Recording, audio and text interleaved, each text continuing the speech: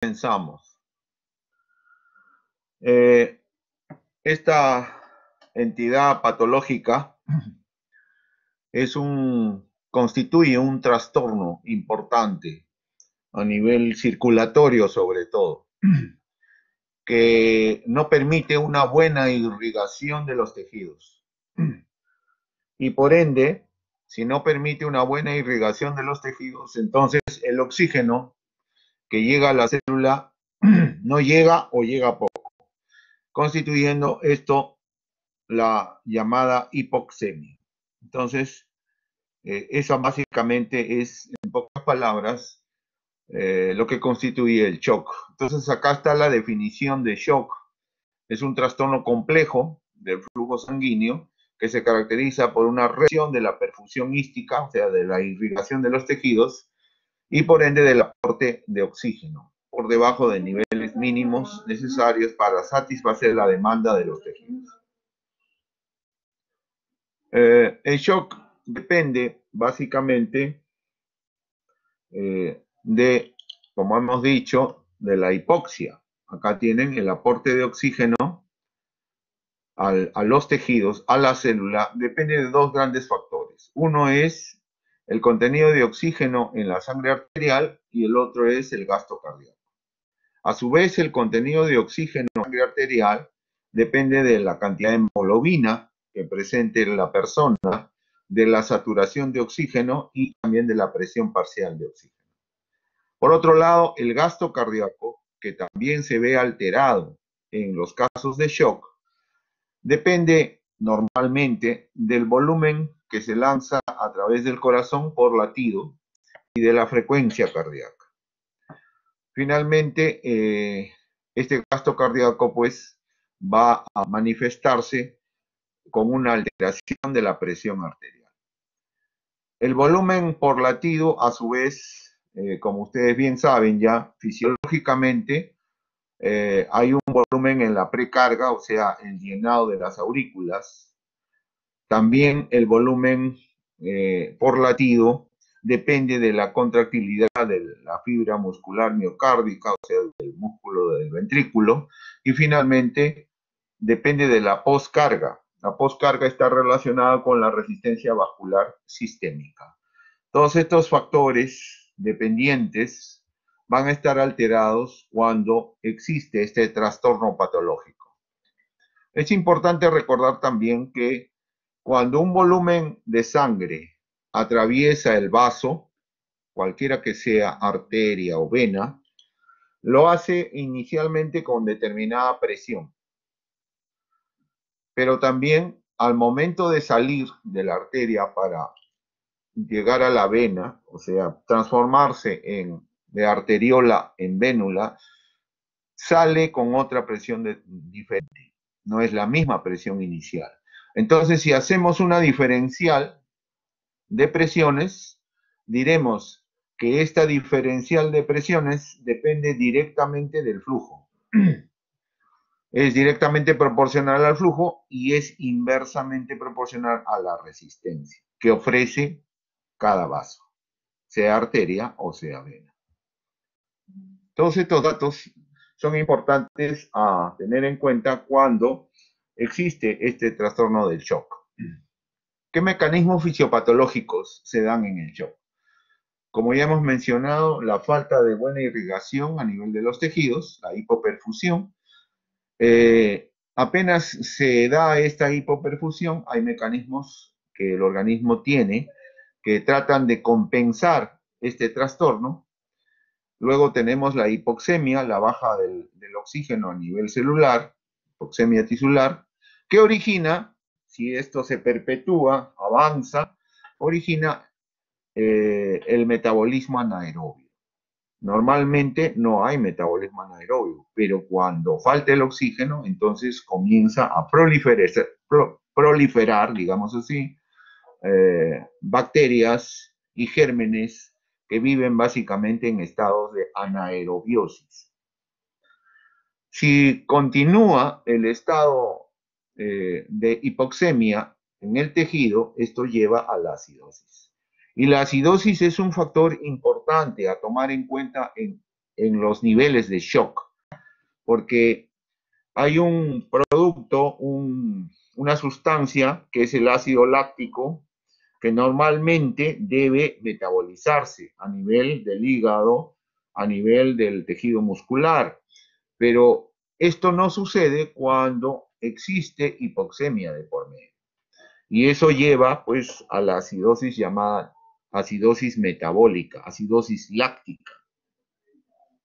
Es por eso que cuando uno está frente a este trastorno de shock es importante dosar y monitorear el famoso lactato, ¿no?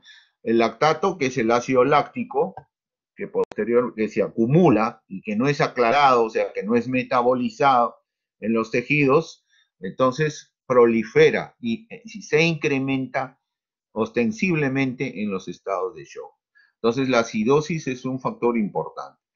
Si aún así en acidosis no hay solución al problema, al trastorno de hipoperfusión y la hipoxemia, entonces la célula comienza a fallar en su función, lo cual corresponde a la disfunción tisular y finalmente a la falla de los órganos, falla orgánica multisistémica, y el paciente puede fallecer.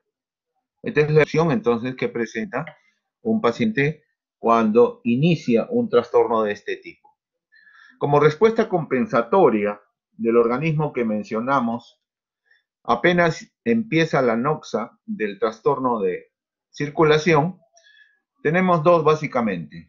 El aumento de la actividad simpática que ocurre en respuesta a la hipotensión, como la presión cae, se acelera la frecuencia, entonces existe un mecanismo simpático que trata de hacer vasoconstricción para contrarrestar la hipotensión, ¿no? Y de esa manera poder estabilizar este trastorno inicialmente, en las primeras etapas del shock. Para eso se tienen vasoreceptores a nivel de las grandes arterias, la aorta, la carótida. Y el segundo sistema compensatorio es la secreción de catecolaminas. Se secreta abundantemente la adrenalina y la noradrenalina. Ambas catecolaminas también hacen vasoconstricción, sobre todo periférica, hacen taquicardia y aumentan de esta manera el débito cardíaco temporalmente. Además de estas dos grandes iniciales respuestas compensatorias, existen otras de menor cuantía. Por ejemplo, la baja del gasto cardíaco en la precarga a nivel de las aurículas origina que los receptores que se encuentran en las aurículas derecha e izquierda capten y hagan un reflejo nervioso, constituyendo de esta manera una actividad de contracción a nivel de las orejuelas de ambos lados, la orejuela derecha y la orejuela izquierda, que presentan las aurículas. ¿Qué hacen con las orejuelas? Se contraen y como las orejuelas son depósito de sangre, tratan de compensar el gasto cardíaco que falta inicialmente, ¿no? Es un sistema compensatorio, como les he dicho, secundario. Además de eso, también tenemos como otro sistema compensatorio menor la secreción de la hormona antidiurética. Esta hormona, como ustedes saben, hace vasoconstricción a nivel renal, evita de esta manera que a través de la diuresis se vaya el gasto cardíaco, de tal manera que el gasto cardíaco trata de mantenerse temporalmente, siempre, temporalmente. Y finalmente, el otro sistema compensatorio fisiológico que se da al momento de establecerse este trastorno es la activación del eje renina-angiotensina. Este eje hace que se retenga el sodio y por lo tanto agua, por lo tanto no baja el gasto cardíaco inicialmente. Estas son las respuestas compensatorias. La baja del gasto cardíaco que se evidencia en todo estado de shock, si no puede compensarse con los mecanismos antes mencionados, entonces ese paciente va a la disfunción orgánica. la llamada falla orgánica multisistémica. Y si llega a este estado, entonces estamos frente a un shock irreversible. Por lo tanto, mm, hay necrosis, ¿no?, de los tejidos y por ende a nivel sistémico el fallecimiento del paciente. ¿Cuáles son los órganos más afectados en todo tipo de shock? El cerebro a la cabeza. El sistema nervioso central es uno de los órganos más lábiles y sensibles a este tipo de trastorno. ¿Qué manifestaciones puede presentarse en el sistema nervioso central? Ansiedad, confusión, estupor y hasta coma. Igualmente el corazón también es otro órgano blanco donde podemos tener un incremento o un decremento de su frecuencia. Y a nivel renal, obviamente, si hay baja del gasto cardíaco, entonces la filtración disminuye, por lo tanto el paciente entra en oliguria o anuria. Esos tres órganos son los más afectados. El shock se clasifica básicamente en 4 grandes grupos: el shock hipovolémico, el shock obstructivo, el shock cardiogénico y el shock distributivo. Vamos a ver uno por uno. Pero antes de ir viendo uno por uno, tengo que manifestar que en los 4 tipos de shock tenemos etapas. La primera etapa, llamada la etapa de pre-shock, también llamado shock caliente. Esta etapa de shock caliente es aquella en la que el organismo trata de compensar, mediante los sistemas antes mencionados, los trastornos que se puedan presentar en la circulación del paciente. Luego entramos ya en la etapa de shock. Si las alteraciones ya mencionadas se perpetúan, no son tratadas, no son manejadas, entonces el paciente entra en shock propiamente dicho. Y si aún así, ya en shock, el paciente tampoco recibe un buen manejo, un buen tratamiento, entonces entra en falla orgánica multisistémica. Esto es la evolución en el tiempo. Esto puede ser en días, como también puede ser en horas. ¿Por qué? Porque depende mucho del organismo del paciente. No es lo mismo la reacción de un organismo sano que de un organismo con comorbilidades. Por ejemplo, en la diabetes, por ejemplo, en la tuberculosis, por ejemplo, en los estados de inmunosupresión, oncológicos sobre todo. Entonces, acá tenemos las etapas que acabo de mencionar: la etapa de shock, pre-shock, shock caliente, que se caracteriza básicamente por una compensación inicial. Se activan los mecanismos compensatorios y si esto da un buen resultado, entonces el paciente queda asintomático, se estabiliza hemodinámicamente y todo no pasó de ser un trastorno transitorio. Puede haber como hallazgos clínicos taquicardia, vasoconstricción y tal vez un moderada disminución de la presión arterial. Esa es la etapa de shock caliente. Pero cuando el paciente entra en shock propiamente dicho, o sea, el verdadero shock, entonces los mecanismos compensatorios no van a dar buenos resultados. Entonces el paciente puede presentar, además de la taquicardia, hay disnea, hay inquietud, ya sudoración, con compromiso del sistema nervioso central. Entra en acidosis metabólica, como ya hemos mencionado, oliguria, y se torna con piel fría y húmeda. Esto puede corresponder al shock hipovolémico cuando la reducción del volumen o del gasto cardíaco oscila entre 20 y 25% del total. O en un shock cardiogénico cuando cae el índice cardíaco, que habla de la contractilidad, o sea, de la fuerza con la que se contrae el ventrículo, sobre todo el izquierdo, decae a 2.5 litros por minuto por metro cuadrado.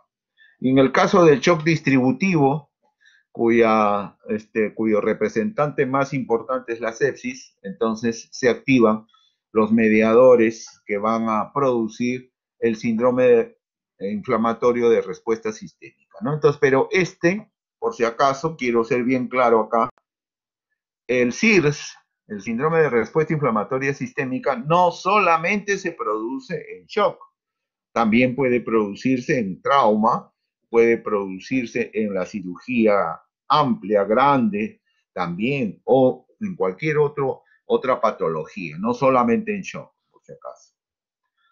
Luego viene la etapa posterior al shock, ¿no? Donde ya ha ocurrido la falla orgánica multisistémica, es lo que se llama shock refractario o irreversible. Esta es la última etapa en la cual el paciente puede perder la vida, ¿no?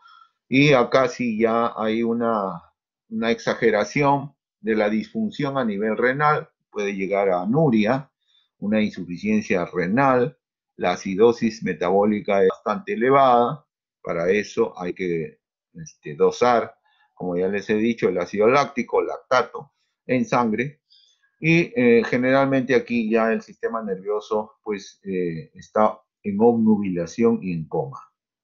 Son las últimas etapas del shock. Es difícil sacar un paciente de shock refractario. Este paciente amerita estar en UCI. De lo contrario, bueno, pues se pierde el paciente. En este cuadrito quiero mostrarles todos los tipos de shock en la fase precoz y en la fase tardía. Lo que quiero que adviertan acá, miren, es que todos tienen hipotensión, tanto en la precoz como en la tardía. Todos hacen hipotensión, los cuatro. Y todos tienen taquicardia. Miren, de tal manera que la hipotensión y la taquicardia son la sintomatología más clásica que puede presentar un paciente en estado de shock. En el caso de la presión venosa central, en el shock cardiogénico está elevada, en los otros tipos de shock está disminuida. ¿eh? En el hipovolémico, obviamente, en el séptico también. El débito cardíaco está disminuido a excepción del séptico. Y fíjense acá, la resistencia vascular sistémica, el único tipo de shock en el cual este factor de monitoreo está bajo es en el séptico. En el resto puede estar elevado o normal. Entonces, esas son las características más resaltantes de los tipos de shock. En cuanto a la presentación clínica, ya hemos mencionado, básicamente hipotensión, ¿no? Esta hipotensión se acompaña de taquicardia, sudoración fría, frialdad distal, sobre todo, palidez, ¿no? Es un paciente que tiene lividez, ya una lividez clara, ¿no? Un color pajizo. En cuanto al riñón, hay oliguria, ¿no? Y para esto es necesario contar con el monitoreo de la diuresis horaria, porque de lo contrario estaríamos, pues, en un manejo, digamos, empírico. Igualmente con la acidosis, hay que monitorear la acidosis, como ya les he mencionado.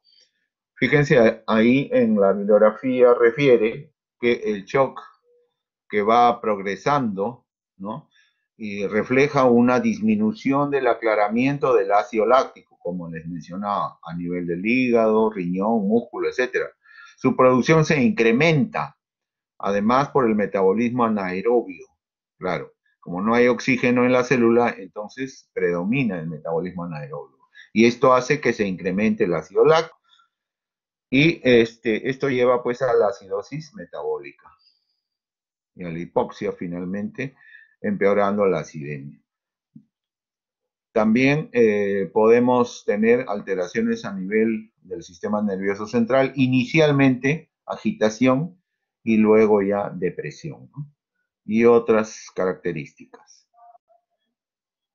Acá tienen, bien, la clínica en shock inicial, taquicardia, taquipnia, hipoperfusión, vasoconstricción, ¿no? Palidez. Pero conforme va entrando en el shock propiamente dicho, va presentando ya alteración de la conciencia, la hipotensión permanente, ¿no? Incluso se hace tardía, disminuyendo a un 30% la volemia, y acá la diuresis pues es la que habla claramente de en qué etapa de shock estamos.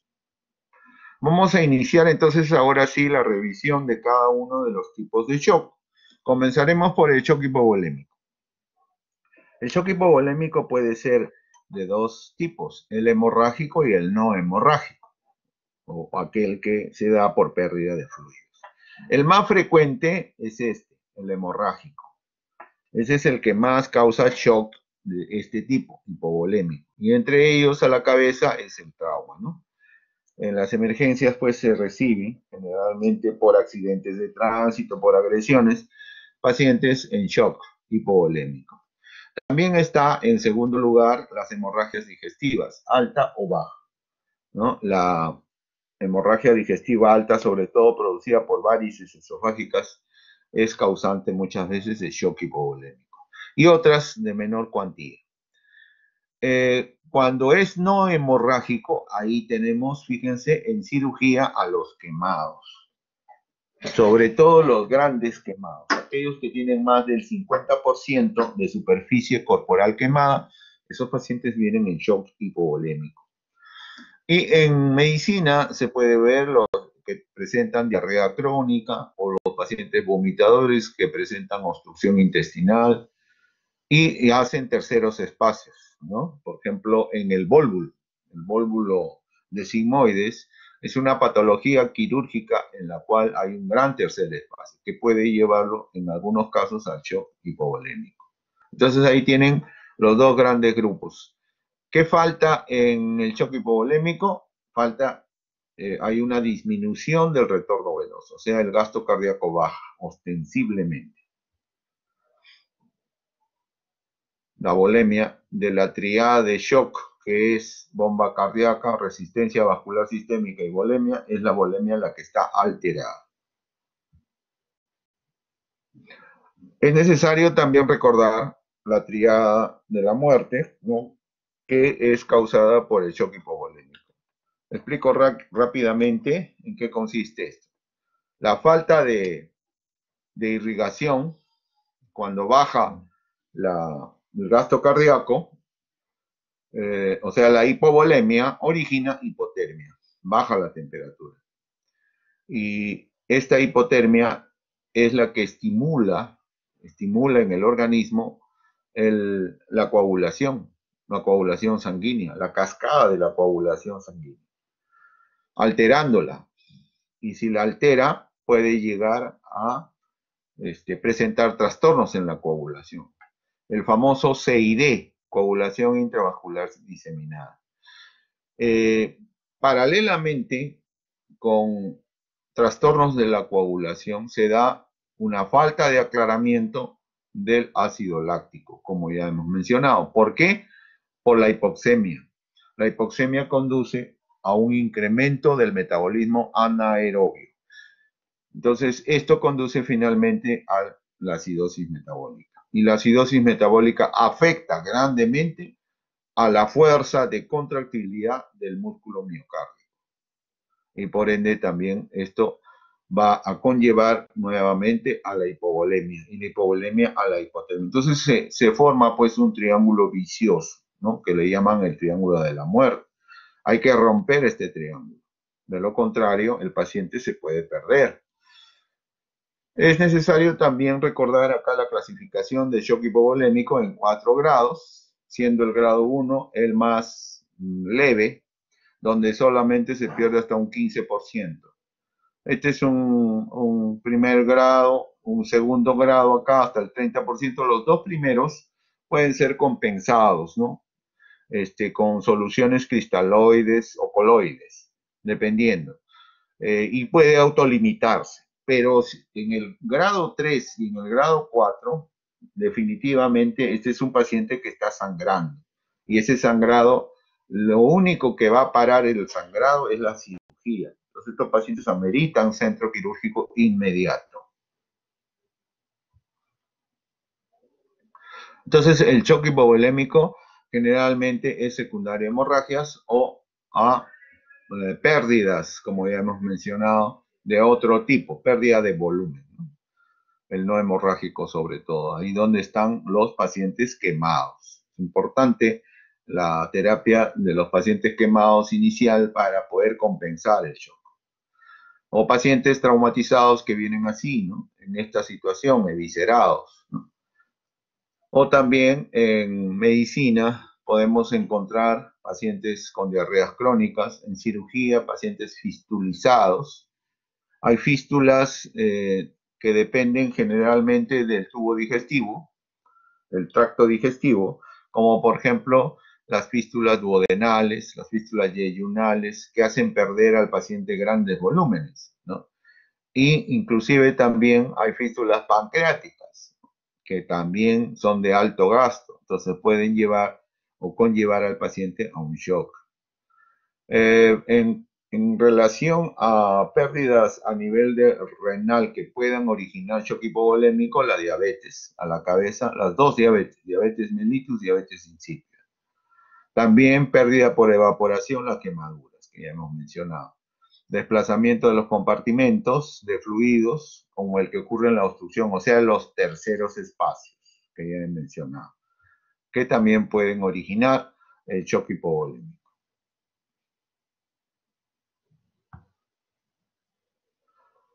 Luego tenemos el shock obstructivo. El shock obstructivo es catalogado de dos maneras, el shock cardíaco y el shock extracardíaco. Dentro de los más frecuentes tenemos los extracardíacos. Acá está la cabeza, una patología que es causante de shock obstructivo, la tromboembolia pulmonar. Es una patología de tratamiento médico, no quirúrgico. Pero hay otras que sí son quirúrgicas. Acá tenemos al neumotórax, atención, el taponamiento pericárdico o la pericarditis constrictiva. Esas tres son quirúrgicas, de manejo quirúrgico. Y en menor frecuencia tenemos de origen cardíaco, ¿no? Cuando generalmente se obedecen pues a tumoraciones que obstruyen la salida de la sangre de la bomba cardíaca, como por ejemplo los tumores, los mixomas, o también aquellos pacientes que han sido sometidos a cirugías cardíacas con prótesis, ¿no? Que tienen en el corazón. Entonces podrían presentar shock obstructivo. Este shock obstructivo es una obstrucción, como les dije, a la salida de la sangre del corazón, pero puede ser también al ingreso, no solamente a la salida. Cuando es al ingreso, o sea, al ingreso se evita que la sangre llegue como normalmente llega al corazón, es un shock restrictivo. Entonces, acá tenemos el shock restrictivo y el shock verdaderamente obstructivo, que es a la salida, al ingreso y a la salida. Entonces, uno se llama restrictivo, el otro se llama obstructivo. Normalmente, los shocks restrictivos, o sea, a la entrada, son shocks que se refieren a problemas a nivel pulmonar, ¿no? Por ejemplo, el neumotórax es uno, la tromboembolia pulmonar al ingreso, ¿okay? Al ingreso. Hay dificultad para que el volumen normal de sangre ingrese al corazón, porque hay resistencia, pues, a nivel pulmonar. Y a la salida, obviamente, aquí está el taponamiento cardíaco, que es una patología quirúrgica que ya hemos mencionado, que se caracteriza por presentar la famosa triada de Beck. La triada de Beck, que es ingurgitación yugular, ruidos cardíacos agudos y pulso paradojal. Esa es la triada de Beck, que caracteriza al taponamiento que vemos acá. El taponamiento implica de que el espacio pericárdico esté ocupado, generalmente por sangre, ¿no? Cuando es traumático. O también esta patología, ¿no? Fíjense, el neumotórax, ¿no? O el empiema, ¿ven? El empiema pleural. Son patologías restrictivas que van a causar shock obstructivo. Y acá una de las patologías en cirugía general es la hipertensión abdominal, el síndrome compartamental. Es una patología que impide la salida, es un shock obstructivo, no a la entrada, sino a la salida de sangre del corazón. Acá tienen una imagen radiológica del neumotórax a tensión masivo. ¿Eh? Este muñón que ven ustedes acá es el pulmón que queda. Entonces hay que tratar rápidamente esta patología, de lo contrario, pues el paciente puede entrar en shock refractario. Entonces acá el shock obstructivo se caracteriza por un incremento de la presión venosa central, el gasto cardíaco está bajo y la resistencia puede estar normal en el shock obstructivo. Luego tenemos el shock cardiogénico, que es causado generalmente por una falla del corazón, falla en la contractilidad del corazón. Esta patología más frecuente es el infarto de miocardio y es de manejo estrictamente médico. También hay otras patologías que pudieran conllevar al shock cardiogénico, como la cardiomiopatía, o también otras de menor frecuencia, como la estenosis mitral o las disritmias cardíacas. El shock cardiogénico puede obedecer a origen miocárdico y a origen mecánico, siendo las de origen miocárdico las más frecuentes, el infarto, ¿no? El IMA, muy frecuente. Entonces, y acá los de origen mecánico, menos frecuentes, generalmente obedecen a rupturas o lesiones que comprometen la contractilidad de las cavidades cardíacas. Por ejemplo, ruptura del tabique interventricular por agresiones, ¿no? Por arma de fuego o por arma blanca, ¿no? Isquemias o infartos o ruptura del músculo papilar, o sea, dentro de la cavidad ventricular puede haber isquemias focalizadas. Son poco frecuentes, o la insuficiencia aórtica, ¿no? O la estenosis también. Entonces, en el shock cardiogénico, el que falla es la bomba, ¿no? Disminución de la fuerza de contractilidad cardíaca por falta de irrigación, Entonces acá el manejo es estrictamente médico, pero eso no significa que no se monitorea al paciente. Todo paciente en shock tiene que estar monitoreado. Se puede monitorear la presión arterial media, la presión venosa central, la presión capilar pulmonar, el gasto cardíaco y la resistencia vascular sistémica. Amerita entonces un monitoreo de todas estos factores importantes de la fisiología cardíaca. Finalmente tenemos el shock distributivo.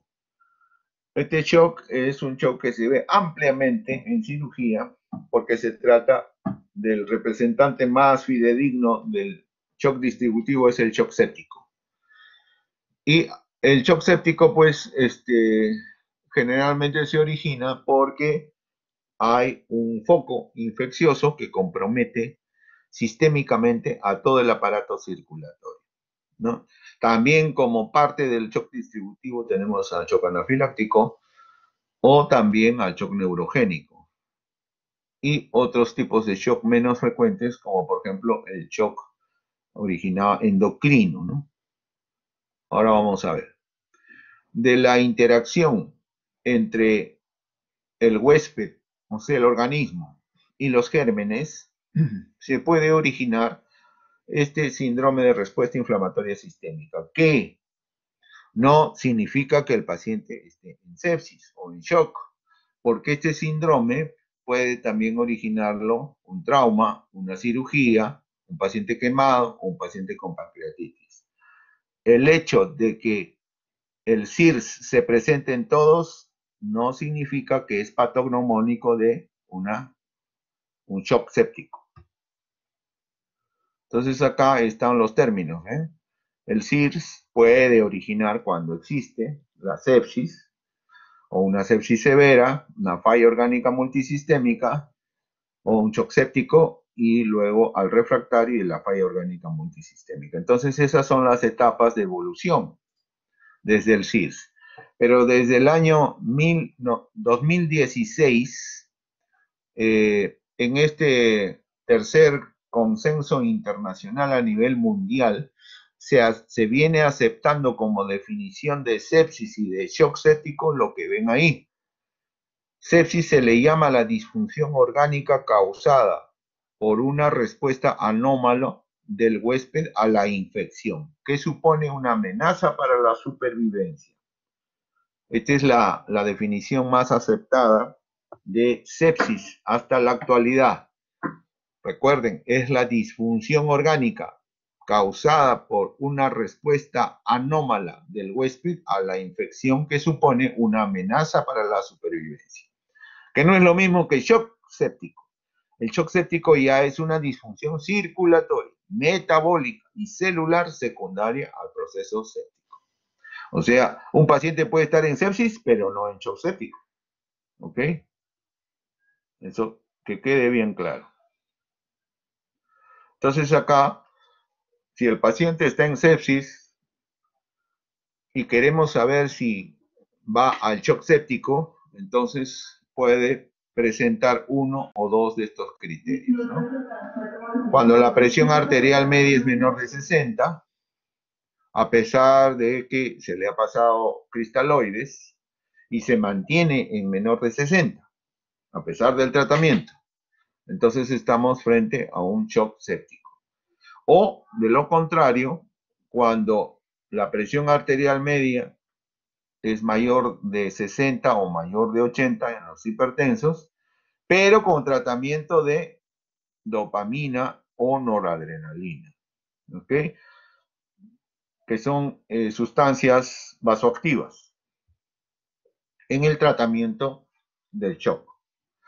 Acá tenemos entonces la triada del shock séptico, en la cual la falla no es la bomba, tampoco la volemia, la falla está en la resistencia vascular sistémica, que está muy disminuida, muy baja.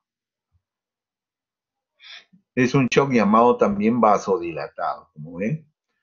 Se caracteriza por pérdida del tono de los vasos sanguíneos, ¿no?, a nivel de la pared de los vasos, agrandamiento del compartimento vascular, desplazamiento del volumen vascular fuera del corazón y la circulación central. Entonces, estas características son propias del shock séptico. Ese es el shock séptico. Y finalmente quiero mostrarles esto. Miren, en la actualidad, para el manejo de sepsis o de shock séptico, es importante la aplicación de este score, el score SOFA. SOFA A, como ven ustedes ahí en la pantalla, se caracteriza por presentar estos tres factores o características: falla en el aparato respiratorio, estado mental alterado y presión sistólica sanguínea también alterada. Si el paciente cumple con dos de estos, entonces puede estar el paciente propenso a contribuir un shock séptico. Entonces se aplica, en ese caso, se aplica el score SOFA B, en el cual las variables son presión arterial parcial de oxígeno versus el FiO2, tiene que estar alterado más de 1. El Glasgow, fíjense, la escala de Glasgow también condiciona a que el paciente puede estar propenso al shock. O, en todo caso, la presión arterial media, la medición de la presión arterial media es importante monitorearla. Y con la administración de vasopresores, como ya hemos mencionado, la adrenalina, la noradrenalina o la dopamina, el paciente no responde. De tal manera que si estamos en Quick SOFA B y el paciente ya hizo sepsis, ese paciente puede estar haciendo shock. Entonces hay que manejarlo como tal. Esto es importante porque es el manejo actualizado. Otros tipos de shock distributivo, aparte del séptico, tenemos al shock anafiláctico, el hipertiroidismo y el shock neurogénico, que también tiene su frecuencia.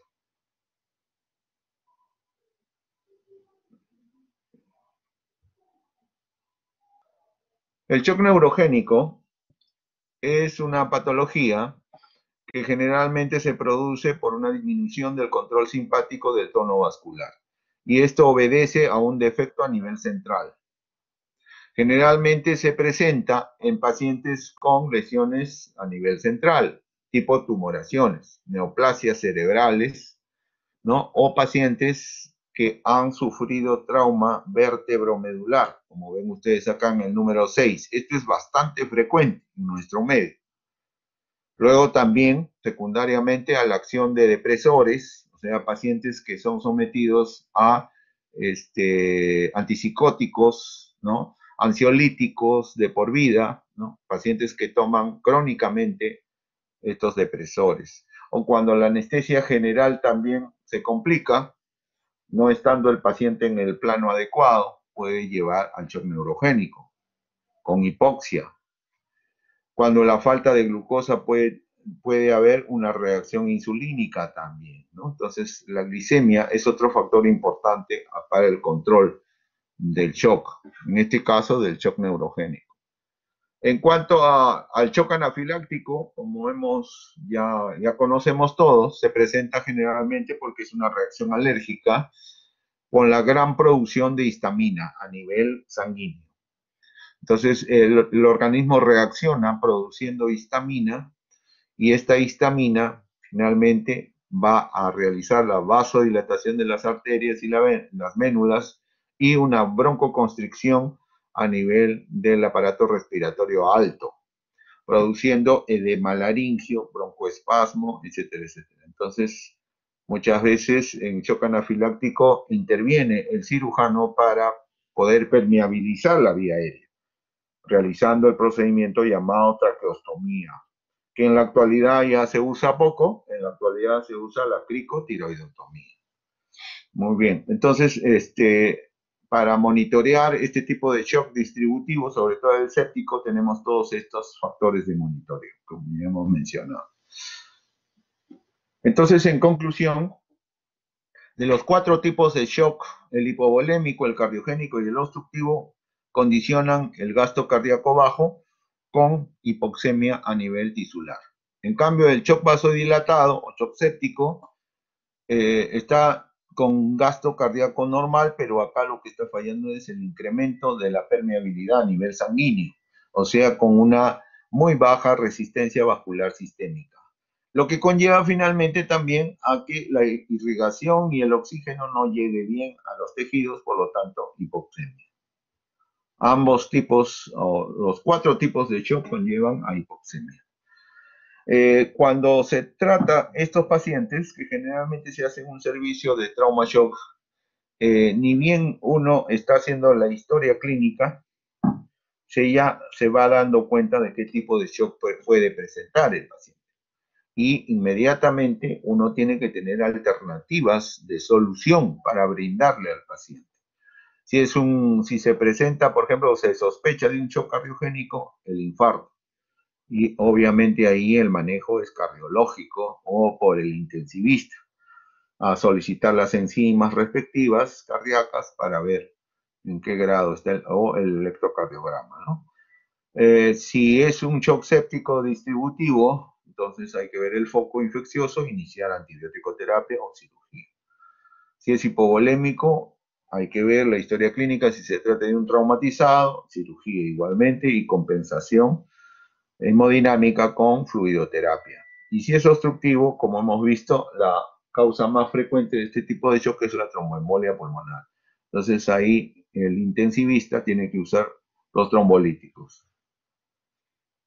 El objetivo del tratamiento de shock es restablecer la perfusión de los órganos y una adecuada oxigenación tisular, obviamente, ¿no?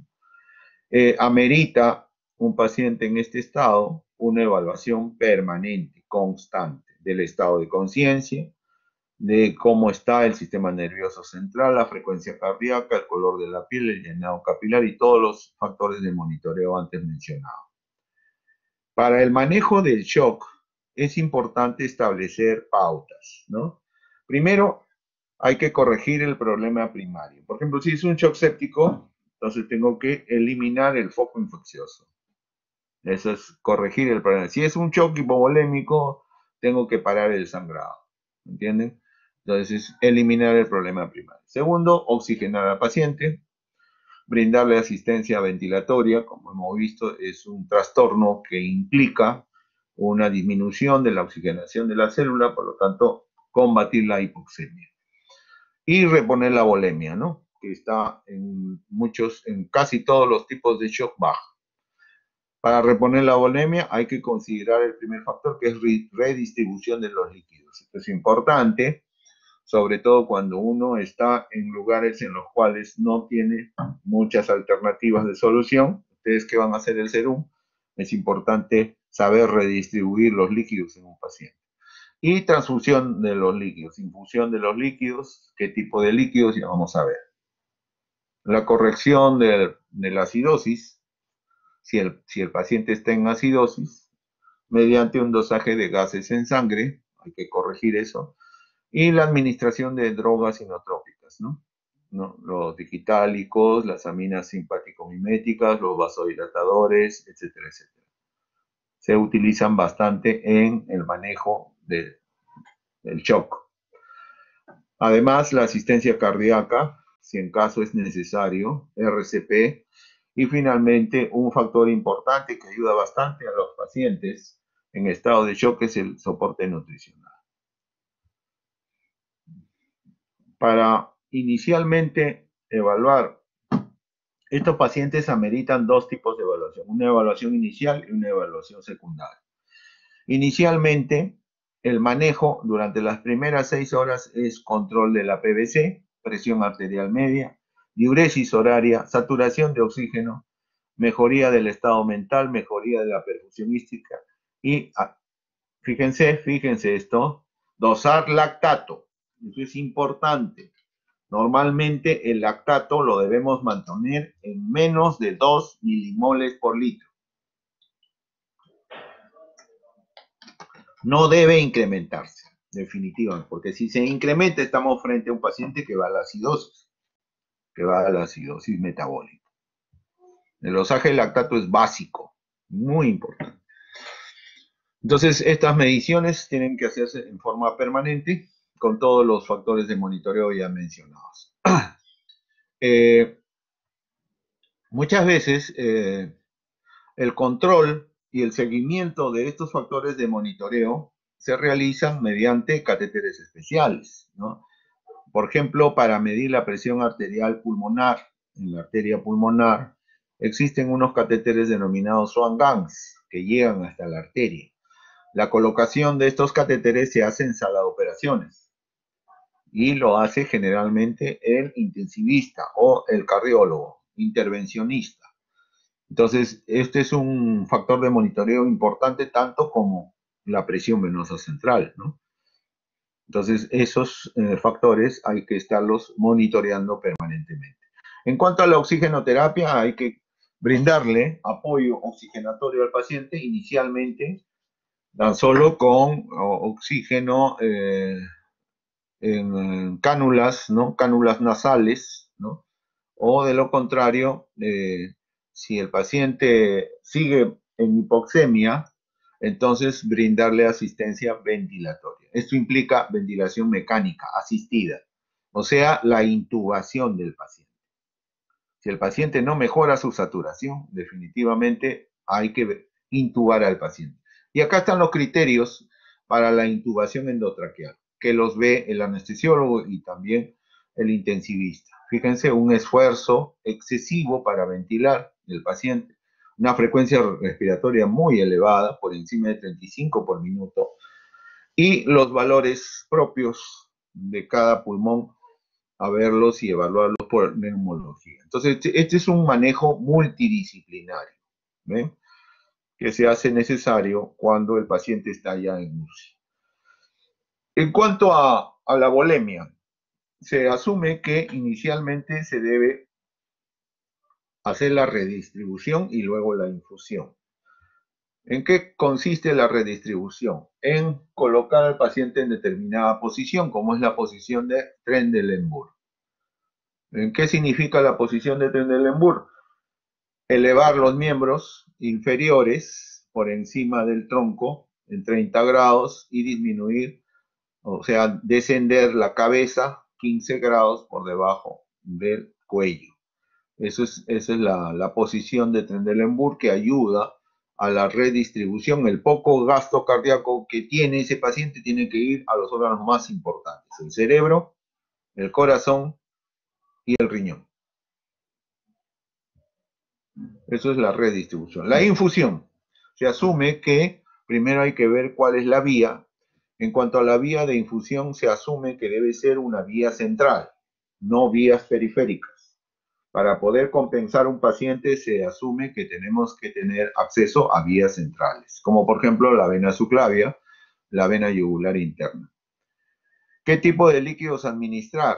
Generalmente se inician con cristaloides, ¿no? No hay diferencia con iniciar con coloides, no. Antiguamente se decía que es mejor los coloides que los cristaloides, no hay ninguna diferencia significativa. Y el volumen administrarse es importante a cuantificar, ¿no? Entonces acá están los catéteres a usar, generalmente centrales, son catéteres gruesos, de 16 French, 14 French, ¿no? Que van a llegar hasta cerca de la bomba cardíaca para la medición también del monitoreo de la presión venosa central, ¿no? ¿Qué cristaloides se utilizan? Generalmente los que están a la mano son el cloruro de sodio o, en su defecto, si es que hay, el lactato rígido, que son de primera elección. Aunque son de vida corta, pero importante para restablecer hemodinámicamente al paciente. ¿Ven? Acá está el lactato rígido, que se puede usar de 1 a 2 litros a razón de 20 mililitros por kilo de peso para los pacientes pediátricos en las primeras horas, ¿no? Durante la evaluación inicial del paciente es difícil predecir la cantidad de líquidos y sangre que se requiere para la reanimación. La infusión persistente de grandes volúmenes de líquidos y sangre es el intento de normalizar la presión arterial. Claro. Por eso es que hay que estar al pie del paciente monitoreando. La restitución generalmente se hace con cristaloides. Si no hay lactatos, habrá solución salina, ¿no? Cloruro de sodio, a estas dosis, de 300 a medio litro, o de coloides por 30 minutos, ¿no? Los coloides, estoy hablando del plasma, estoy hablando de sangre, ¿no? Transfusiones sanguíneas. La velocidad debe reducirse si la presión de llenado mejora, ¿ok? Entonces hay que controlar la frecuencia cardíaca, la presión arterial. Si se normaliza, debemos parar la velocidad de infusión. Es importante controlar sobre todo la presión arterial, pero sistólica. La sistólica es la que cuenta, no la diastólica. La presión arterial sistólica entre 80 y 90 es un buen rango en el cual se puede mantener con cristaloides o con coloides, cualquiera que sea. Acá están los coloides, ¿no? Que son también fluidos importantes para la reposición del volumen en los pacientes con shock.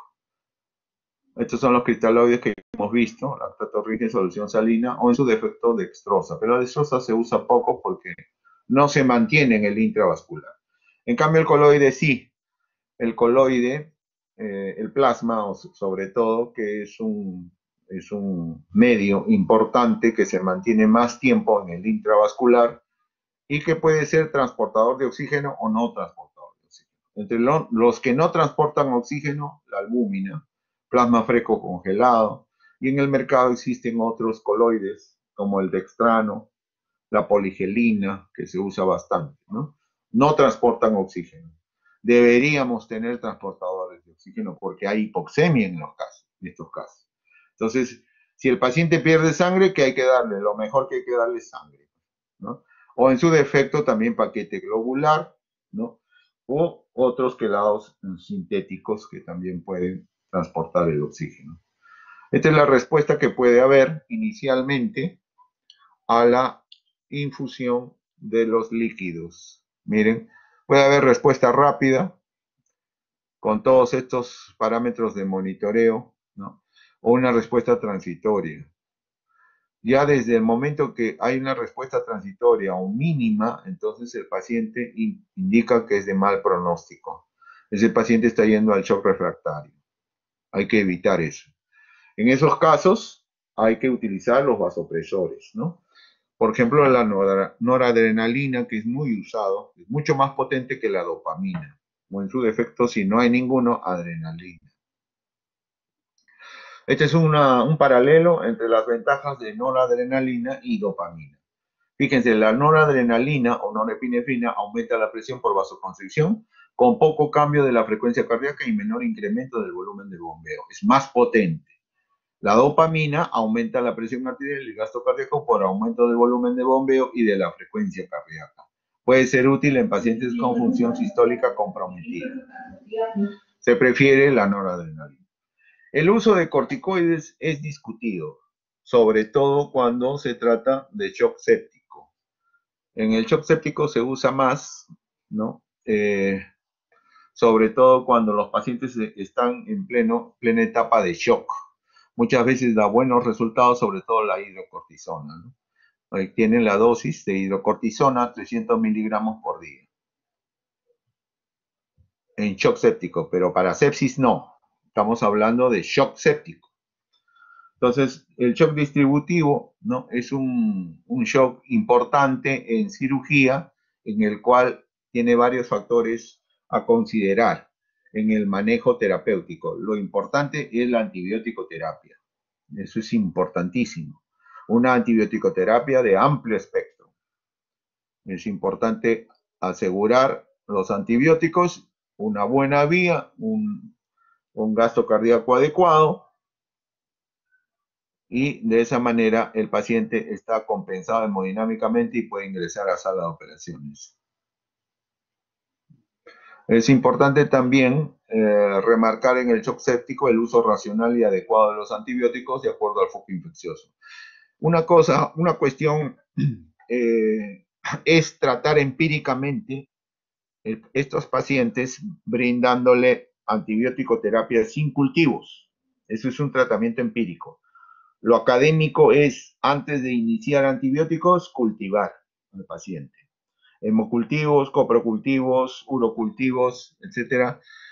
Antes de iniciar la antibiótico terapia es una conducta muy importante para el manejo de shock séptico.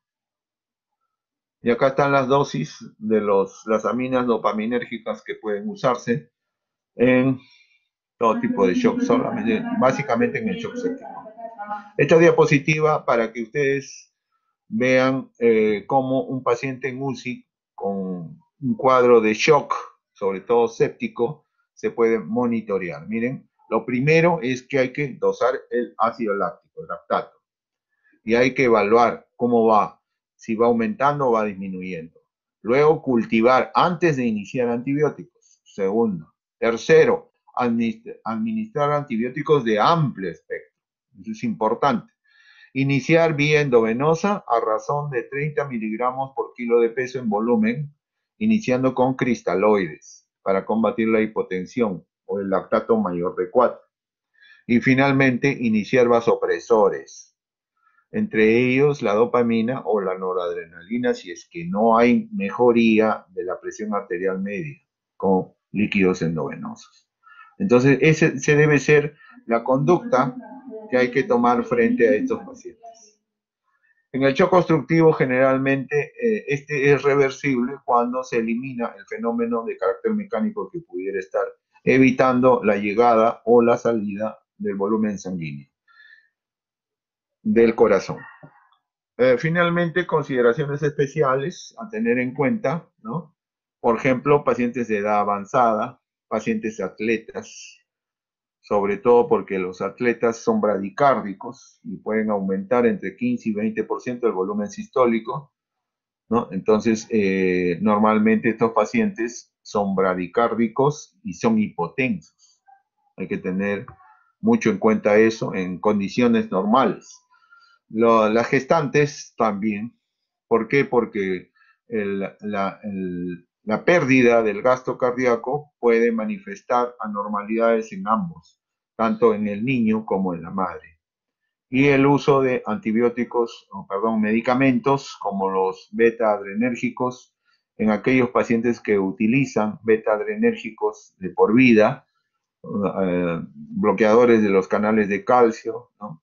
O aquellos pacientes en los cuales toman pues esta medicación, también hay que tener mucho control, sobre todo de los factores de monitoreo antes mencionados. En conclusión, el shock es un trastorno en el cual hay que tomar decisiones rápidas y manejo temprano, porque si no es uno agresivo en el tratamiento de este trastorno, el paciente se le va. Por eso es que amerita siempre tener presente en la mente qué tipo de shock es y manejar el tratamiento inmediato. Por eso que tenemos nosotros unidades de trauma shock. En cada hospital debe haber una unidad de trauma shock que permita el manejo adecuado de estos pacientes. Entonces acá terminamos la primera parte de la teoría, que es shock. ¿Alguna pregunta, por favor?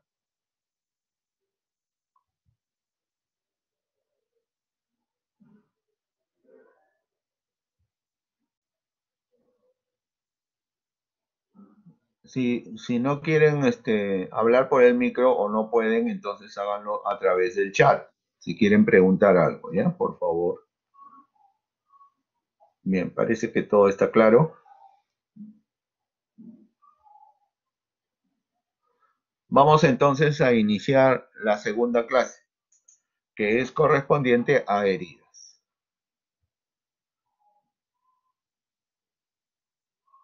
Voy a compartir nuevamente la pantalla e iniciar la siguiente clase.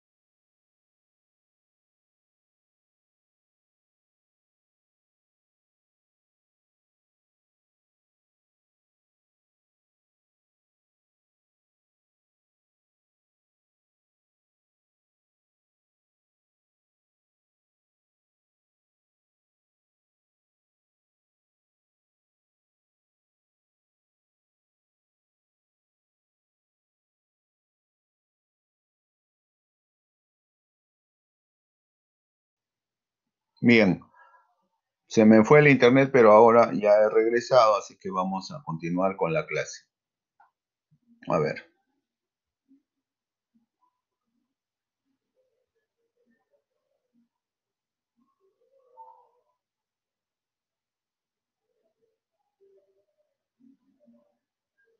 Bien, entonces decíamos que toda herida es una solución de continuidad producida a nivel de la piel, las mucosas, que puede o no conllevar una pérdida de sustancia por la acción de diversos agentes causantes que pueden ser extenderse a tejidos subyacentes. Entonces, es una solución de continuidad. La clínica de una herida eh, es representada básicamente por el dolor. El dolor es el síntoma más importante en una herida y es producto del traumatismo, de la inervación de la región afectada, varía de la intensidad y duración de acuerdo a los agentes que vamos a mencionar. Es diferente el dolor causado, por ejemplo, en una zona anatómica donde no hay mucha inervación, como en aquella en la que hay una rica y vasta inervación. Por ejemplo, a nivel del periné, una gran inervación, en cambio, a nivel de la región glútea no hay mucha inervación. Entonces, puede doler mucho más a nivel perineal que a nivel glúteo. A eso se refiere. La naturaleza de las heridas pueden ser de tipo cortantes o incisas, ¿no? Que son las menos dolorosas, ¿no? En cambio, una herida contusa duele mucho más. Luego también el dolor está en relación a la velocidad en función de la fuerza viva. Entonces, aquellas heridas producidas por arma blanca o proyectil de arma de fuego también son heridas que pueden estar en relación a estos factores, ya que la velocidad de un proyectil puede lesionar mucho más estructuras adyacentes que cualquier herida contusa o incisa. Y el estado psíquico es el umbral del dolor. Hay muchas personas que tienen un umbral muy bajo del dolor, no duele. En cambio, hay otras personas que tienen el umbral muy alto, ¿no? Entonces depende de eso también. Conjuntamente con el dolor, la herida presenta, pues, como hemos dicho en la definición, una solución de continuidad. Esa solución de continuidad es evaluada por el examinador, generalmente el cirujano, y aprecia sobre todo los bordes de la herida. ¿Qué se ve en los bordes? La separación de los tejidos. Eso es uno. Y dos, la profundidad. Si solamente compromete plano superficial, piel, celular subcutáneo, o compromete ya fascia, capa muscular o tal vez tejido óseo. Entonces es importante esa evaluación. También es el sangrado un signo importante a controlar en una herida. Está en función de los vasos afectados, ¿no? Que puede ser un sangrado arterial o un sangrado venoso.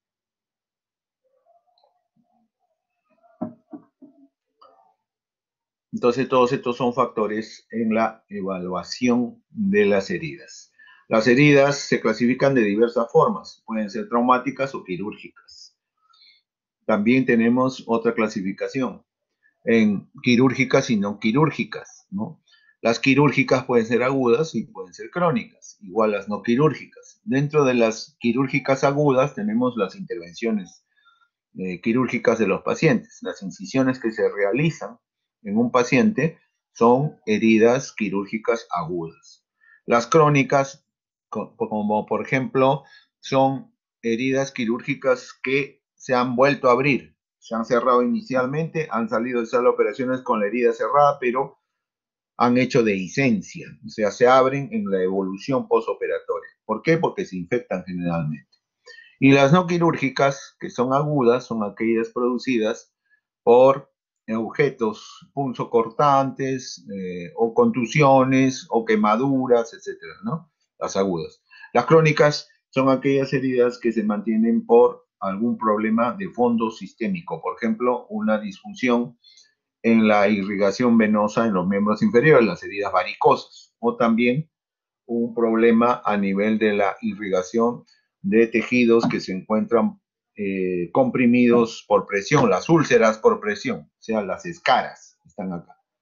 Entonces, esa es una clasificación. La otra clasificación es dependiendo de la profundidad. Pueden ser superficiales, de grosor parcial o de grosor total, dependiendo de los planos que comprometen. Los de grosor parcial son aquellas heridas que comprometen, aparte de los planos superficiales, epidermis y dermis, también puede haber compromiso de celular subcutáneo, inclusive también puede haber compromiso de fascia. Acá tienen algunos ejemplos de grosor parcial. Incluye a las quemaduras, por ejemplo, ¿no?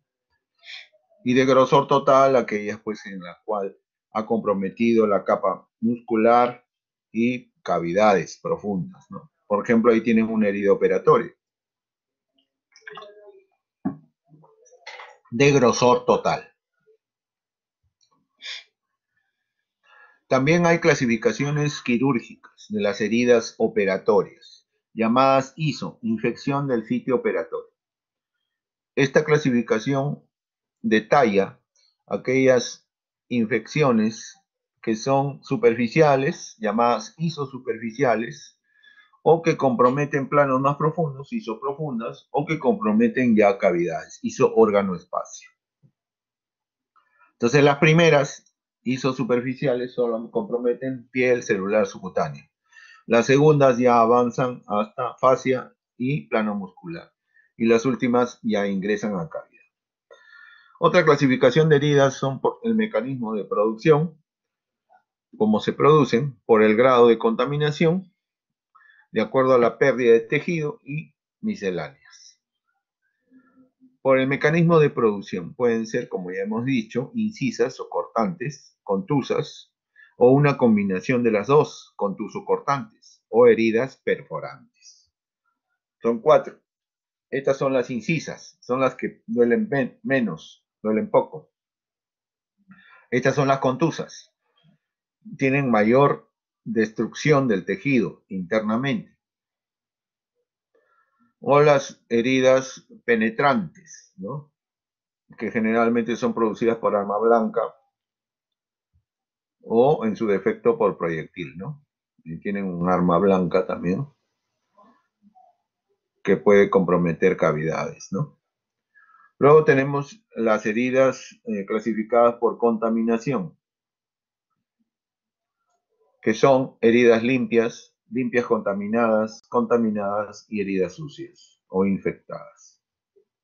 Las heridas limpias son aquellas que son hechas en un medio totalmente aséptico, estéril. Como por ejemplo un quirófano, ¿no? Entonces las heridas realizadas por el cirujano son heridas limpias. Aquellas heridas limpio contaminadas son aquellas heridas que también se han producido en un ambiente aséptico, pero que durante el procedimiento de la cirugía se ha aperturado cavidades contaminadas. Entonces, ahí puede haber heridas limpias contaminadas cuando hay apertura del tubo digestivo, intestino, delgado, grueso, vía biliar, o también en cirugía de tórax cuando se abren los bronquios, ¿no? O en la vía urinaria también cuando hay apertura del tracto urinario. Son las limpias contaminadas. Las heridas contaminadas son aquellas que ya no se realizan en un ambiente aséptico, pero que son heridas producidas improvisadamente, son accidentes, mejor dicho, ¿no? Sin premeditación por parte del paciente, ¿no? Entonces, estas heridas son llamadas así, contaminadas.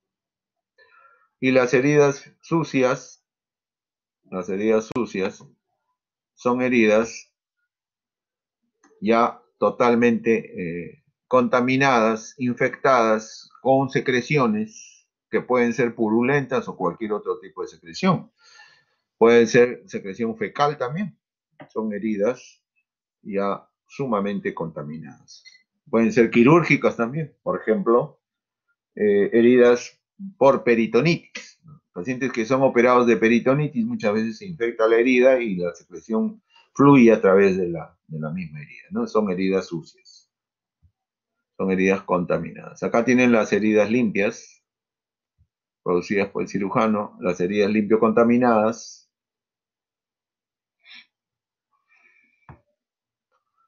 Luego tenemos las heridas contaminadas, ahí tienen, cuando uno pisa un clavo o cualquier objeto sucio, caminando descalzo, o las heridas sucias o infectadas, ¿no? Como por ejemplo, esta es una herida sucia, pues, ¿no? Totalmente contaminada. Son las amputaciones traumáticas que producen los accidentes de tránsito, ¿no? Estas son heridas contuso-cortantes, ¿ve? O sea, se ha producido una incisión y también una contusión. Generalmente son producidas por objetos contundentes, ¿no? Heridas sucias, pacientes fistulizados, ¿no? El grado de infección, obviamente, está en mayor porcentaje con las heridas sucias, ¿no? Se infectan mucho más las heridas sucias que una herida limpia, obviamente. Luego tenemos la clasificación de acuerdo a la pérdida de tejido. Hay heridas sin pérdida de sustancia o pérdida de tejido y hay otras heridas con pérdida de tejido o de sustancia. Por ejemplo, acá tienen una herida con pérdida de sustancia, ¿no? Sobre todo a nivel facial. Esto amerita un tratamiento integral, multidisciplinario. Aquí interviene el cirujano plástico para realizar un injerto o un colgajo, cuando se trata de estética sobre todo, ¿no? Misceláneas, en las que se evalúa la superficie, la profundidad, los bordes, si son regulares, irregulares, ¿no? Qué tipo de heridas son. Y acá tienen una clasificación, digamos, anatomopatológica que hasta la actualidad se usa para tipificar a las heridas. Las escoriaciones, ¿no? Que generalmente son producidas por arañazos, es una escoriación. Heridas punzantes, que ya hemos mencionado, punzopenetrantes, ¿no? En la que en medicina se hace, por ejemplo, la laparoscopía es producida por los trócares, son heridas punzopenetrantes, o el drenaje pleural también. Heridas incisas, que hemos visto, las contusas también, y las heridas por proyectil, son heridas transfixiantes, ¿no? Que en el trayecto que presentan estos cuerpos extraños, que son los proyectiles, pueden lesionar múltiples estructuras, ¿no? Las heridas producidas por animales ponzoñosos, ¿no?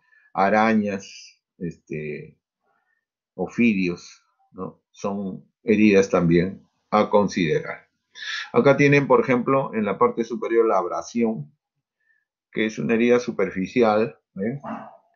Que compromete solamente la epidermis, una herida incisa cortante, una laceración ya con compromiso profundo, herida punzante. Esta es una herida por amputación, es una herida traumática, es una herida sucia, ¿no? Y la abulsión. La abulsión es una herida especial que en la abulsión hay pérdida de sustancia, hay pérdida de tejido profundo, en profundidad. Esa es una abulsión, una herida abulsiva. Ahí tiene la escoriación, más escoriaciones, heridas punzantes producidas por el cirujano, heridas cortantes también por el cirujano, o contuso cortantes, ¿no? Heridas por proyectil. Aquí es importante recordar, observar cuáles son las heridas de ingreso del proyectil y cuáles son las heridas de salida. El orificio de entrada es, como ven, es un orificio de bordes regulares, redondeado, y que alrededor presenta un halo oscuro denominado tatuaje. Ese es el orificio de entrada. El orificio de salida es una herida de bordes irregulares, anfractuosos, ¿no? Sin tatuaje. Generalmente bordes evertidos, o sea, que salen hacia afuera. Entonces, de esa manera se cataloga el ingreso y la salida de los proyectiles.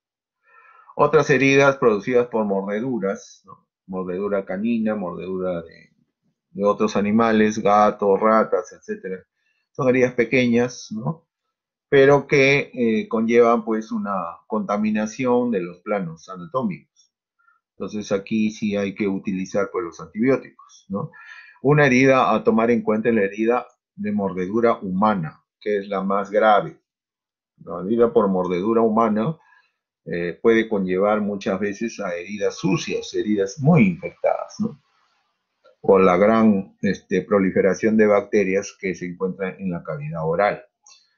Otras heridas ya menos frecuentes, raras, por hasta del toro, empalamientos. Acá están las heridas abulsivas, desgarro de tejidos con pérdida de sustancia. El scalp es otra herida, punto aparte, porque solamente se produce a nivel del cuero cabelludo. El cuero cabelludo, como ustedes saben, tiene muchos planos, desde la piel, celular subcutáneo y la fascia aponeurótica, la aponeurosis epicraniana, que se levanta en bloque, en su totalidad.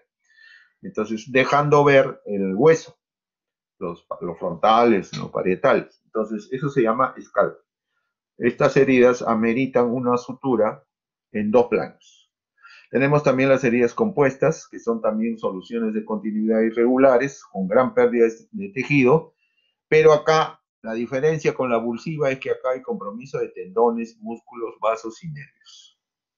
O sea, es un compromiso más importante y más profundo, porque conlleva a la desvascularización y a la denervación de este tejido muscular.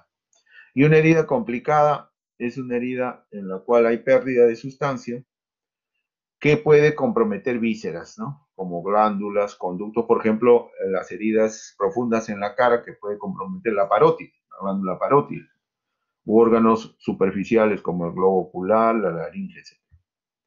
Heridas complicadas. Esas son las mordeduras, otras heridas producidas por hasta de todas las abulsivas. Estas heridas también son abulsivas, traumáticas. Cuando se produce una herida, comienza el proceso llamado de cicatrización. Este proceso tiene como finalidad, como objetivo, restaurar la integridad física a través de la formación de tejido fibroso, tejido fibroconectivo. Es importante diferenciar lo que es cicatrización de lo que es regeneración. La regeneración es reemplazar el tejido perdido por células de la misma estirpe, o sea, con la misma función. Por ejemplo, si yo pierdo sangre, reemplazo con sangre, ¿no es cierto? Si yo pierdo piel, reemplazo también con piel. En cambio, la cicatrización es la sustitución del tejido perdido con tejido conjuntivo fibroso, un tejido diferente, no teniendo la misma función que inicialmente. Entonces, una cosa es regenerar y otra cosa es cicatrizar. Existen fases en los procesos de cicatrización y son tres básicamente. La primera, la fase de hemostasia o inflamación. La segunda, la fase proliferativa o fibroplasia. Y la última, la fase de maduración o remodelación. Ni bien se inicia la herida, se produce o se inicia con la fase inflamatoria, fase hemostasia. A las 24 horas comienza la fase proliferativa y a las 48 horas comienza la fase de maduración, de producida la herida. Entonces ahí tienen las tres fases. La fase inicial, la fase de hemostasia, va a caracterizarse por la migración celular. ¿Qué células son las que migran primero? Las plaquetas. ¿Ven?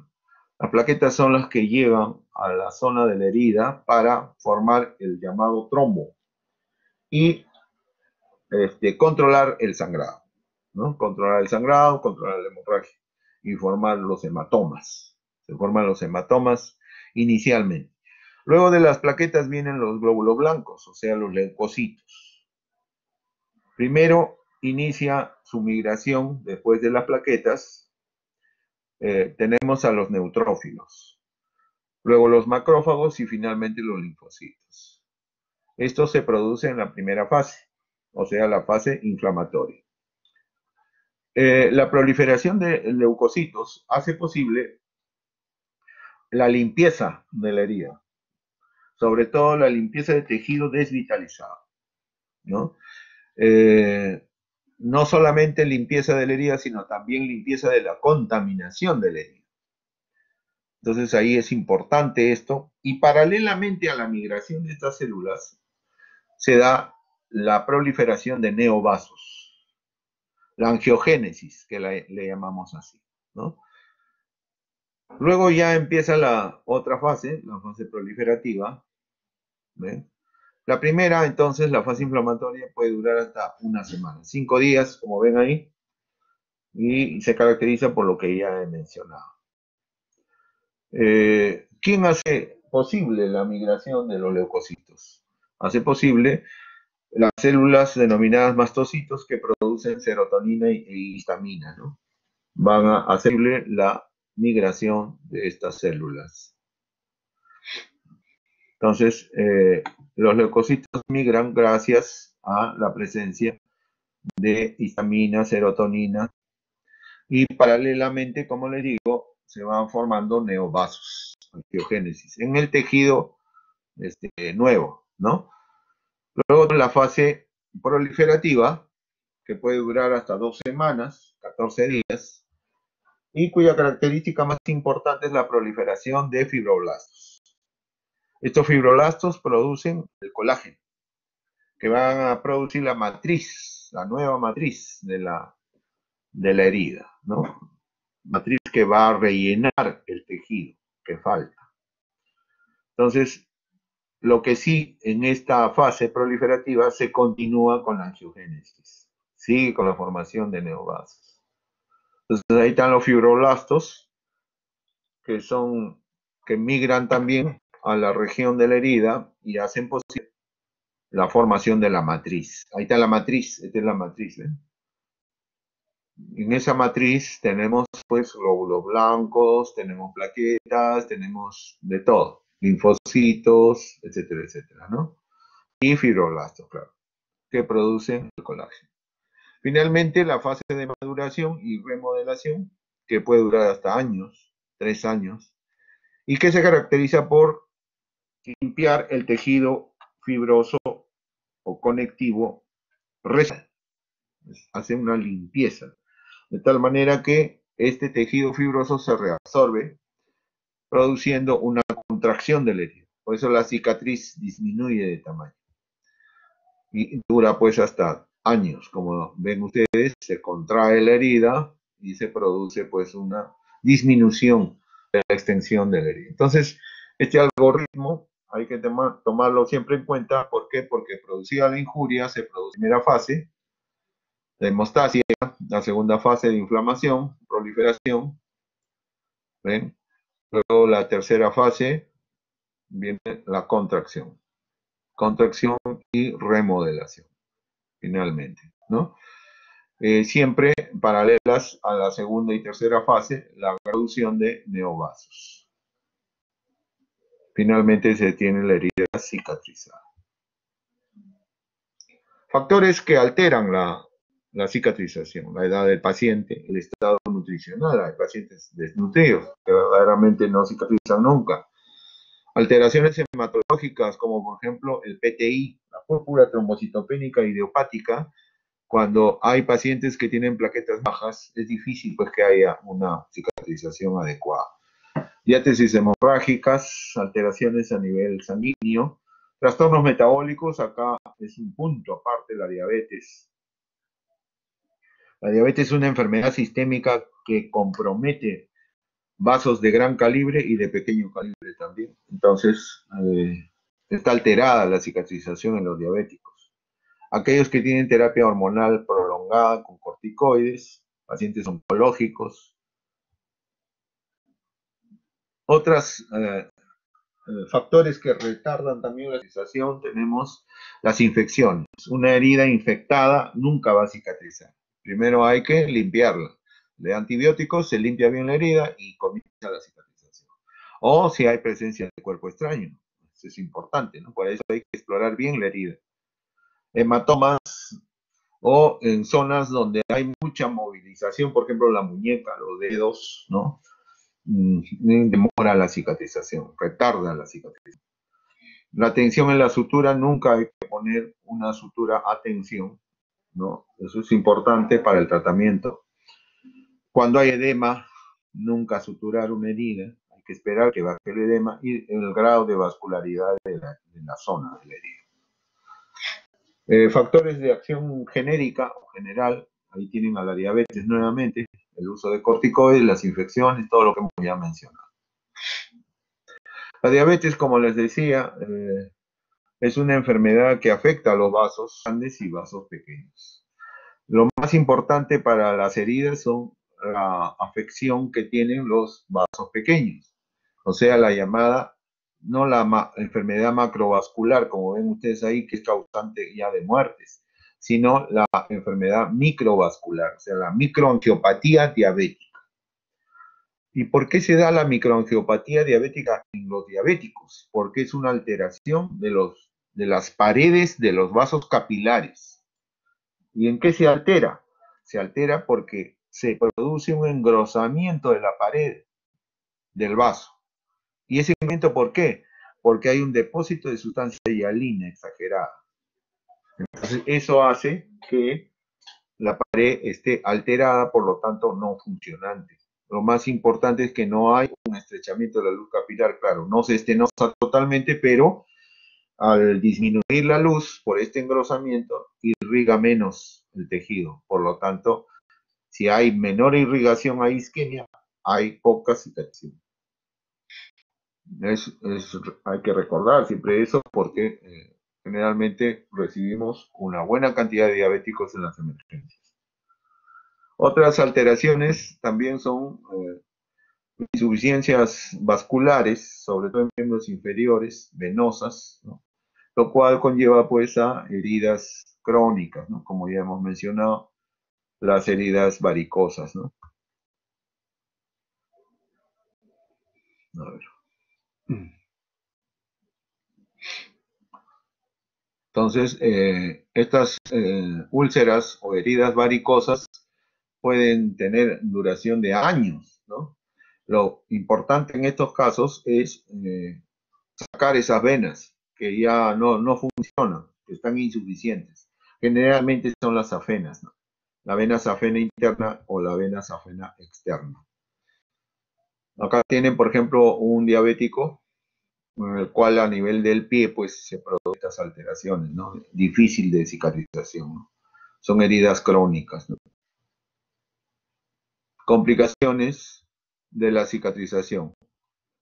La cicatrización se puede complicar presentando una granulación exuberante, se granula demasiado, o formando alteraciones en la cicatrización, los famosos queloides, las hipertrofias cicatrizales, y también cuando hay cicatrización en zonas de flexión y de mucha movilidad, puede producir sinequias, lo que conlleva una disfunción del órgano, del miembro. Ahí tienen la granulación exuberante, ¿ven? O la cicatriz queloide, ¿ven? Muchas cicatrices queloides. Cuando hay queloide hay que controlar a ese paciente porque muchas veces se puede malignizar. O la cicatriz hipertrófica, ¿ven? Se agranda, más bien, en vez de acortarse, se agranda, se hace más grande. Esta es la malignización, que generalmente maligniza el carcinoma epidermoide, entonces hay que chequearlo en pacientes de avanzada edad. Cuando hay sinequias o retracciones, la cicatrización puede estar afectando a la función del miembro. ¿Ven? Acá, por ejemplo, evita una buena abducción del dedo pulgar, lo cual compromete pues la función de la mano. Igual acá, en el labio superior también lo tracciona hacia arriba, por lo tanto, para pronunciar las palabras tiene dificultad. O cicatrizaciones patológicas como son las úlceras, ¿no? Las úlceras varicosas que ya hemos mencionado, que se dan por insuficiencia venosa periférica. Otro tipo de heridas importante y que también tienen mucha frecuencia en los hospitales son las úlceras por presión, las UPPs o también llamadas escaras, que generalmente se presentan en zonas donde está presionado el tejido. La zona sacra, los talones, los codos son frecuentes de que se produzcan a este nivel las UPPs. Las UPPs tienen clasificaciones, ahí ven, desde el estadio 1 hasta el estadio 4.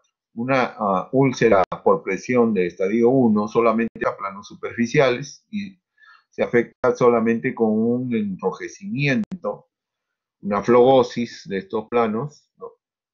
Es inicial, ¿no? Es incipiente. Entonces, generalmente sobre una prominencia ósea.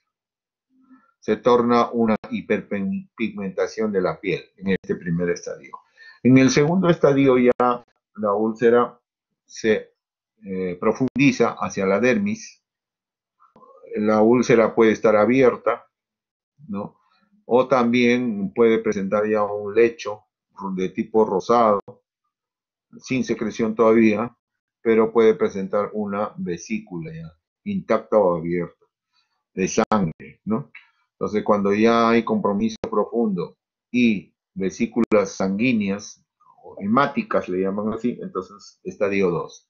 El estadio 3 ya hay compromiso de los planos más profundos, grasa subcutánea, tendones, músculos, etc., y puede incluir cavitación o tunelización. Esta es la característica de las escaras de grado 3. Son cavitadas y tunelizadas.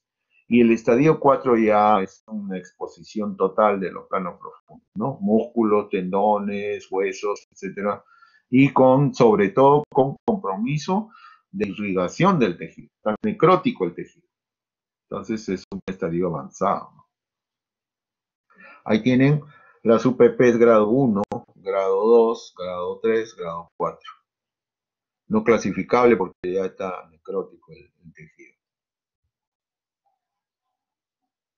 El cierre de las heridas. Las heridas cierran dependiendo de tres tipos. El primer cierre es el cierre primario, es una limpia generalmente, ¿no? O cierre por primera intención.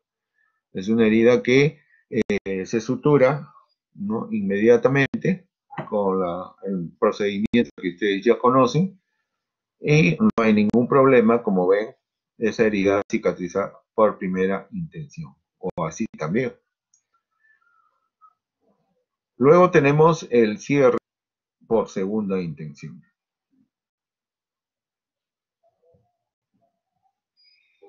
Vamos a esperar un ratito. Otra vez, a ver. Ya. El cierre secundario o por segunda intención son aquellas heridas que se dejan abiertas, por supuesto se curan a diario, se evitan la contaminación y comienzan a granular. Y esa granulación finalmente cubre la totalidad de la herida.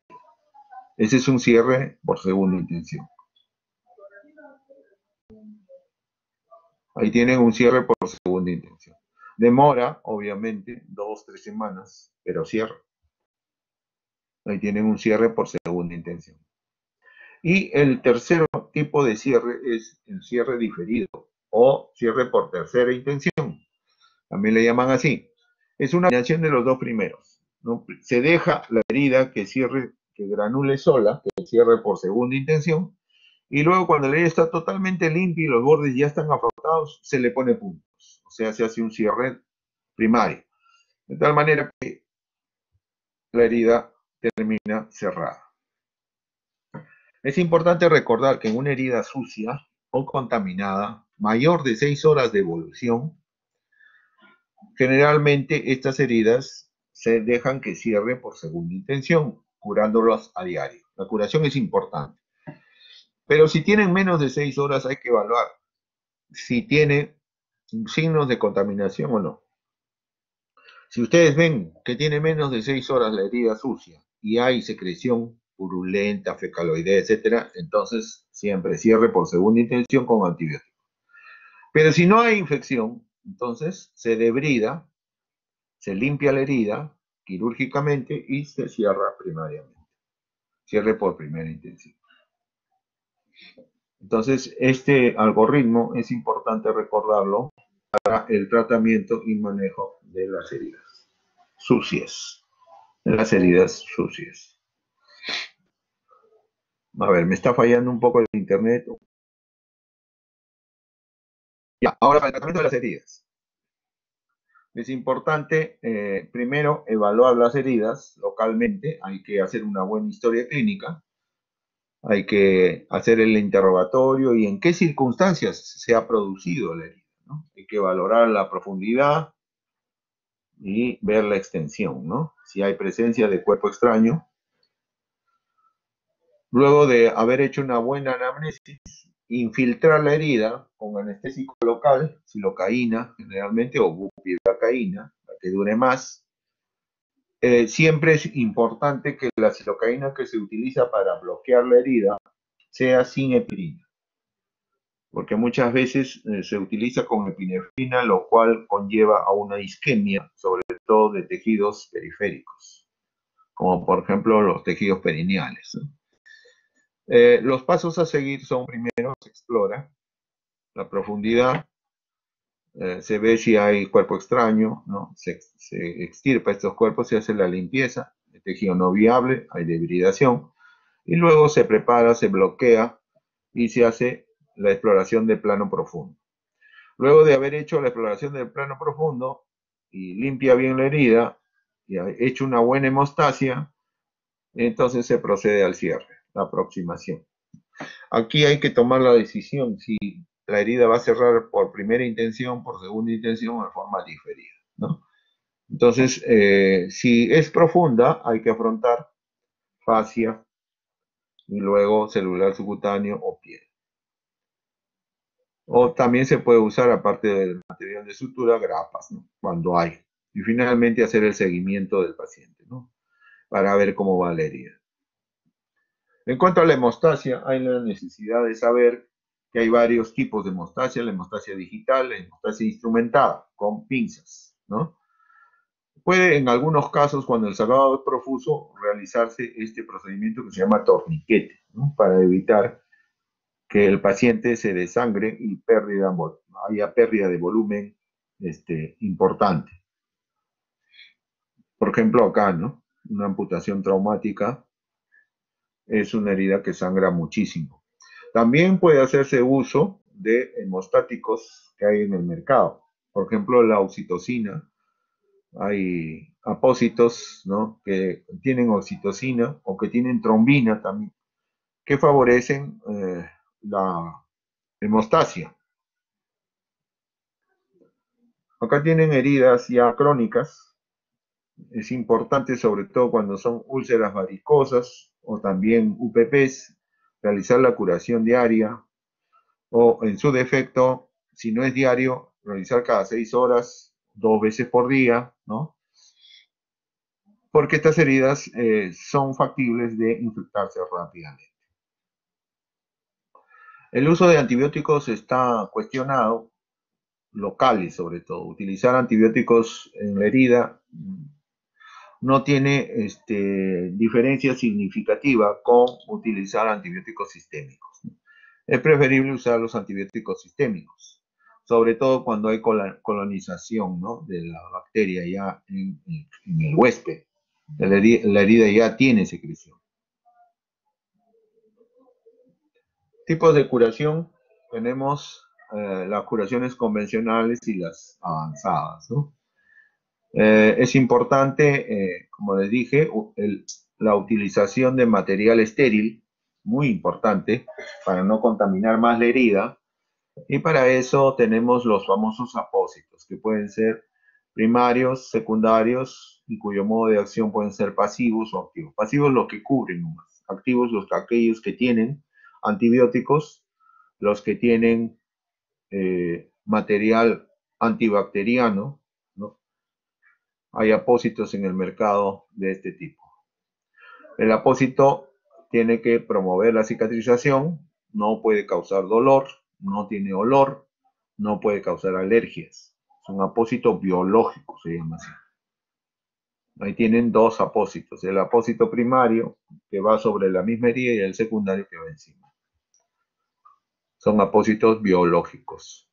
Desde hace un tiempo, desde el año 63, 1960, este señor Winter empezó a utilizar el medio húmedo para la curación de las heridas y le fue muy bien. Entonces es el pionero de la utilización de lo que ahora en la actualidad se llaman hidrocoloides. Entonces los hidrocoloides en la actualidad son apósitos biológicos muy usados, ¿no? Teniendo como medio importante la humidificación de la herida. Es una herida húmeda, pero que favorece la cicatrización. Tenemos en el mercado el Sabgel, el Duoderm, que son apósitos que además de favorecer la cicatrización, conllevan también otras características, como por ejemplo, como les dije, llevar a antibacterianos, ¿no? Y limpiar la herida sobre todo. Acá tienen otro, el Aquacel. Son varios, ¿no? Pero cuando la herida es muy grande y sobre todo conlleva a otro tipo de gérmenes, ya no gram positivos, sino anaerobios, entonces se utiliza un sistema que se llama el sistema BAC.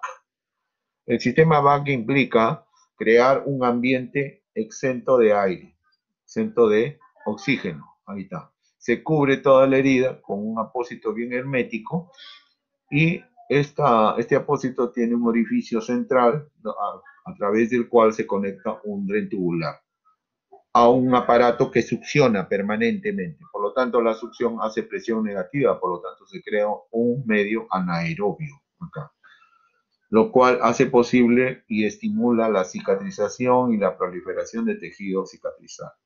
Acá ven el apósito, es de poliuretano sobre la herida. Acá tienen el apósito biológico encima y acá el D. Entonces el sistema BAC ha dado muy buenos resultados, sobre todo en heridas grandes, como por ejemplo las escaras, las UPPs. En caso de que el sistema BAC no dé buen resultado, entonces habría que ya después del sistema BAC utilizar los llamados colgajos o injertos, ¿no? Que los hace ya el cirujano plástico, que es su especialidad. Por ejemplo, en estas heridas grandes, ¿no? Que son escaras sacras, amerita pues un colgajo, ¿no? Un colgajo rotatorio sobre todo. Pero pueden ser injertos cuando las heridas son más pequeñas. Los injertos pueden ser de dos tipos, autólogos o autoinjertos, cuando son del mismo paciente, o heterólogos o aloinjertos, ¿no? Cuando son de un donador o de un cadáver. El injerto implica llevar solamente el plano superficial, epidermis y dermis, nada más. Se saca con este aparatito que se llama el dermátomo y se lo coloca en otra zona. Por ejemplo, en cara, miren ahí el injerto, ¿no? Muchas veces da muy buenos resultados. O de lo contrario, los colgajos, ¿sí? El colgajo ya implica llevar un tejido con su pedículo, o sea, hacer la rotación de un bloque de tejido, pero con irrigación e inervación. Ese es un colgajo. Se hacen generalmente colgajos de este tipo rotatorios, ¿no? Muchas veces por estética, otras veces por función, ¿no? Por ejemplo, colgajos rotatorios en el periné, se rotan de la pierna, ¿ven? Del muslo. O en su defecto también por estética. Cuando falta un dedo, ¿ven? Entonces hacen un colgajo del abdomen, de tal manera que después de un tiempo resecan esta porción y le forman ahí un dedo, un neodedo, ¿ven? Por este. Bien, entonces con esto hemos terminado la clase de heridas. ¿Alguna pregunta, por favor? Muchas gracias.